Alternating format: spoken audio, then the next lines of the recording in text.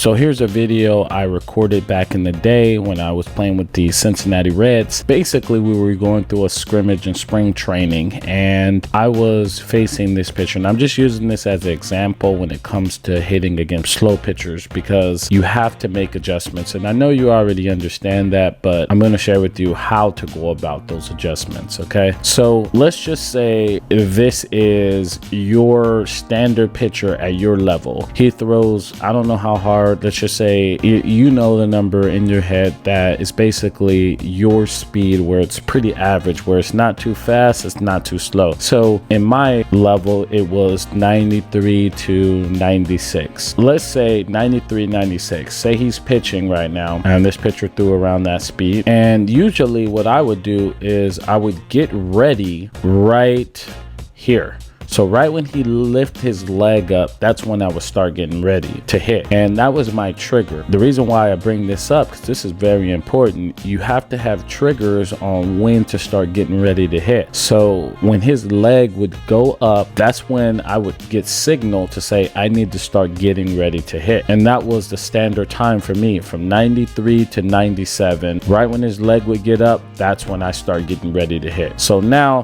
ball's coming here, and let's say you did just exactly what I did, where look at that, I'm out front. This was a curveball. By the way, if you want to know how to hammer curveballs, I have a video that'll pop up right now that'll show you at the end of this video. Go and watch it. I'll tell you the secret on how to hit it, and I'll put the link in the description. So yeah, I pounded this ball into the ground, and there's a run on third base. It ends up squeaking through that hole. You're out front. I got ready, or my trigger was when his leg was up and I was out front. Now let's say this happens to you and you fouled this ball off, or you swung over it, which mostly that's what happens, where the kid swings over and it's like, oh man, I can't let it get to me. Most people would say hit the ball to right center, and even when you hit the ball to right center, you end up trying to push the ball to right center, and you're still getting ready at the normal speed that you normally would with a normal pitcher. That was a lot of normals in one sentence, and that doesn't fix what's going on here. So what you want to do is you want to step out of the batter's box after you fouled it off or after you missed it, and you want to ask these two questions. And these questions right here help me out so much in my career, and they'll help you out a ton as well. You want to ask yourself, was I on time? And you'll say, I was early. And then the second thing, after you say that, the second thing you want to say,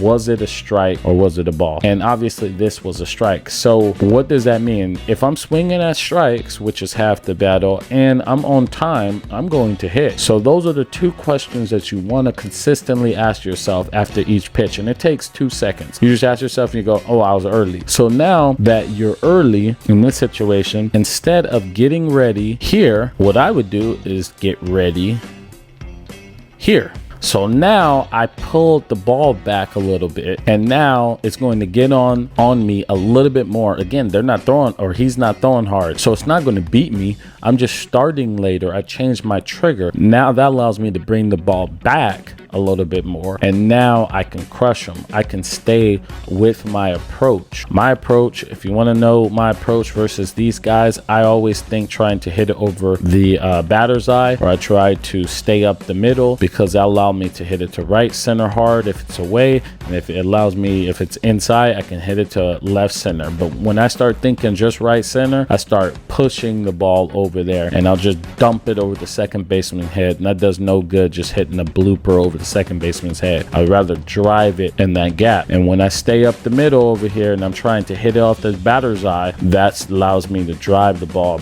in these alleys. So that's the approach, and that's how you hit against a slow pitcher. You have to change your trigger. You have to make adjustment. And when you do this, when you take a step back after each pitch and you ask yourself, was I on time? And you say, yes, I was, or no, I wasn't. I was late. I was too early. Then you can change your trigger off the pitcher, and it allows you to get those results that you want. And the second question, is it a strike or is it a ball? If you're swinging at strikes, and especially in the diamond, and I'll post a video right here is going to come across the screen about the diamond approach. You definitely should watch that if you haven't. And if you're getting pitches inside that diamond, you should be able to hit it. And so that will tell you right there what's going on with your swing, and you can make adjustments based on that. It's really easy. It's really simple. And for all you people out there who are thinkers, I'm going to tell you, please don't think. I'm not trying to tell you like to think like a doctor or anything. That's not what I'm saying right here. I'm saying, you know, just take a second and reflect. Just take 2 seconds. It says, am I on time and am I swinging at strikes? And once you do that, you can go back inside the batter's box and have that competitive mindset where you're going to beat this guy no matter what. He's trying to take food off your table. He's trying to get to college. He's trying to get to the MLB. He's trying to get drafted. Whatever it is, you can't let him do that. And the way you beat him is you got to have a competitive mindset. You have to believe that if you were going to play LeBron James one-on-one, you would beat him. And I don't care what age you are, you have to have that mindset, because every guy at the major league level thinks that they will beat LeBron James. Now,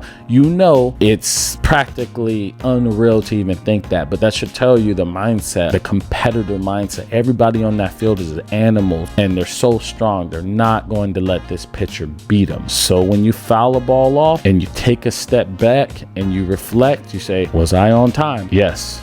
Was it a strike? Yes. I'm good. I'm about to get this guy. Now you go back in, you hunt your pitch, and you hammer it. Now that is what I'm telling you to do. I'm not telling you to bring out calculations and try to figure out, you know, thinking about your swing, your mechanics and stuff like that. It's too late. You can't be in the batter's box thinking about your mechanics. You thinking about your mechanics, you're done. You're done. I'm telling you, if you're that player that's thinking about your mechanics in the batter's box, you're done. I've seen a lot of players that didn't have good swings, that were competitors, that will get consistent results. In baseball, you can will your success. You can will it. That's all I have for you today. If you enjoyed this, please hit the like button for me. If you got value from it, definitely hit that like button. It helps me reach more people, especially aspiring players who struggle with this. This is something that a lot of players struggle with, and I'm trying to help them. So hit that like button will allow them to get that help. Also, if you're new here, subscribe. I'm former Major League Baseball player Jermaine Curtis, and I've just been having a blast making videos, trying to help see where this is going.